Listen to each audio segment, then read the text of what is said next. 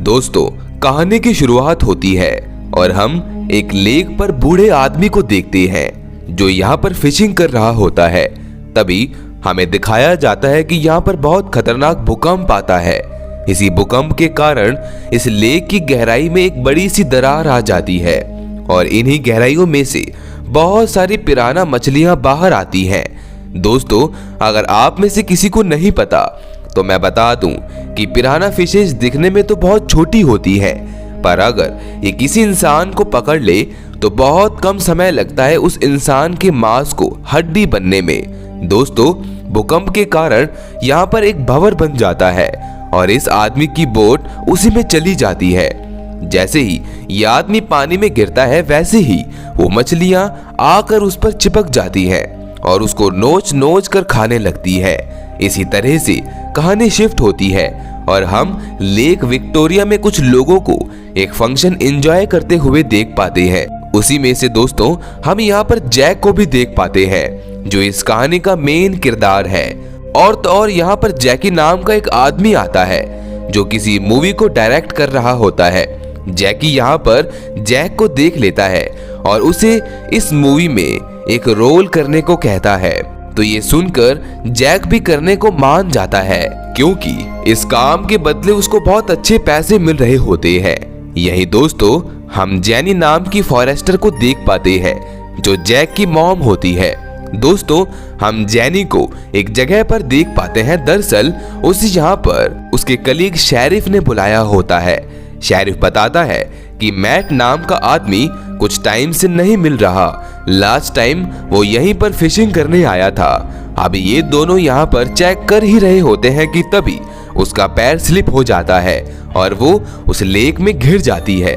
तभी जब वो बाहर निकलने की कोशिश करती है तो तभी उसके पास किसी की नोची हुई लाश आती है, जिसे देखकर वो बहुत बुरी तरह से डर जाती है और फिर किसी तरह से ये दोनों उसको बाहर निकालते हैं और दोनों के दोनों सोच में पड़ जाते हैं कि अगर इसे शार्क या फिर मगरमच्छ ने खाया होता तो इसकी हड्डियां भी टूटनी चाहिए, पर इसके शरीर में से तो बस मांस ही गायब है।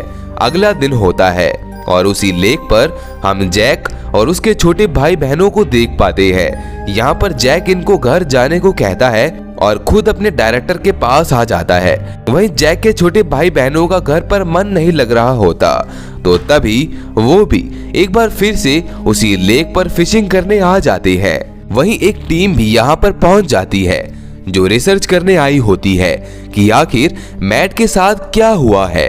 दोस्तों, यहाँ पर जेनी भी उनके साथ जाती है। इस टीम के कुछ आदमी जब इस लेक के अंदर जाते हैं तो वहां पर इनको एक और लेक देखने को मिलता है और उसमें ताजा पिराना मछलियों के अंडे मिलते हैं। जैसे ही वो उसे टच करते हैं वैसे ही बहुत सारी पिराना फिशेज जो उस आदमी पर हमला करके उसको खोखला कर देती है। उसकी चीख ऊपर मौजूद जेनी भी सुन लेती है और जैसे तैसे करके ये बाकी बंदों को ऊपर लेकर आते हैं। दोस्तों, उनके कपड़ों से चिपक कर एक पिराना मछली इनकी बोट पर आ जाती है, जिसे लेकर ये लैब आते हैं। वहां पर इनको पता चलता है कि ये एक पिराना है, जिसका नाम सुनकर इन सब के रोंगटे खड़े हो जाते हैं क्योंकि दोस्तों ये नस्ल तो 200 साल पहले खत्म हो चुकी है। लैब का मालिक उन सब को कहता है कि कुछ ना कुछ तो करना ही होगा वरना बहुत मुश्किलें आ सकती है। इस बात को सुनकर जेनी अपने कुछ लोगों को लेकर उसी लेक पर जाती है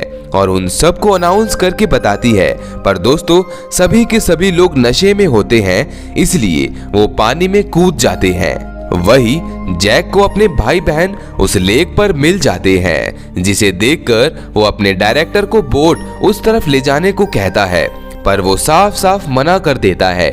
और जब जैक उसको बताता है कि मेरी मॉम टाउन की शेरिफ है तो वो जल्द ही अपनी बोट लेकर आता है और फिर ये दोनों जैक के भाई बहन के पास जाते हैं और उनको लेकर वापस आते हैं। वहीं जहाँ पर सब लोग मजे से एंजॉय कर रहे होते हैं तो तभी वो पिराना यहाँ पर आ जाती हैं और उन सबको नोच नोच कर खाने लगती हैं। जेनी तो अनाउंस करके उन्हें बार बार बोल रही थी, पर ये सब उनके ना मारने का नतीजा था।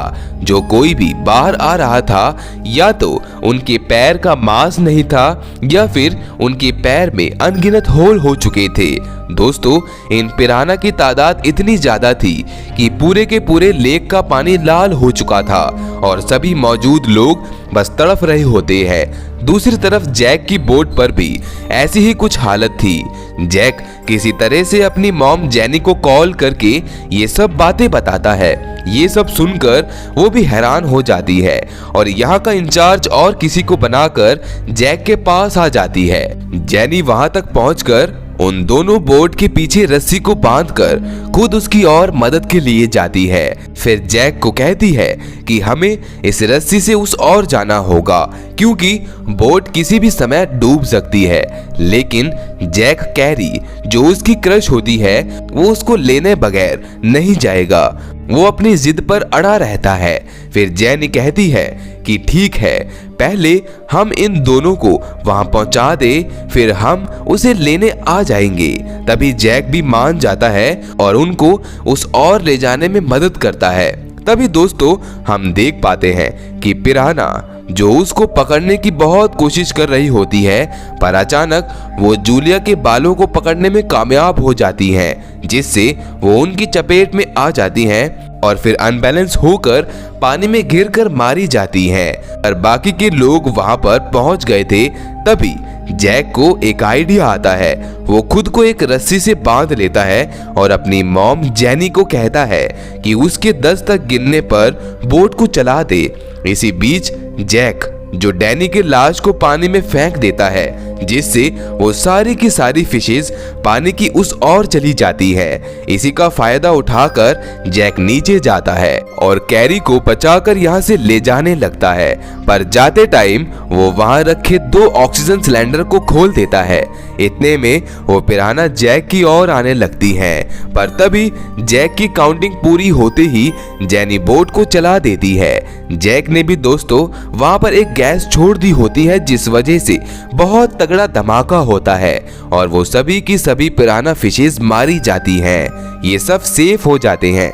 ये सब बहुत खुश होते हैं कि हम बच गए। दोस्तों, वो बताते हैं कि जिस पिराना को तुम लेकर आए थे वो तो बस बच्चा था। ये सुनकर जेनी सोच में पड़ जाती है कि अगर वो बच्चे थे तो बड़ी पिराना फिशेस किस प्रकार दिखती होंगी। तभी दोस्तों, जब नोवा एक जगह पर खड़ा होता है तो एक बड़ी पिराना आकर उसको अपने साथ ले जाती है। दोस्तों, यहाँ पर इस मूवी का अंत नहीं हुआ। इस मूवी के सेकंड पार्ट में हमें दिखाया जाएगा कि किस तरह से बड़ी पिराना ने तबाही मचाई। इसी तरह से इस मूवी का यही अंत हो जाता है। दोस्तों, ऐसी और भी सर्वाइवल मूवीज देखने के लिए आप मेरे चैनल हॉलीवुड एक्सप्लेनर प्रेस को सब्सक्राइब कर लीजिए। इस मूवी में सिर्फ इतना ही। मिलता है नेक्स्ट वीडियो में। उम्मीद करता हूँ कि आपको ये वीडियो पसंद आई होगी।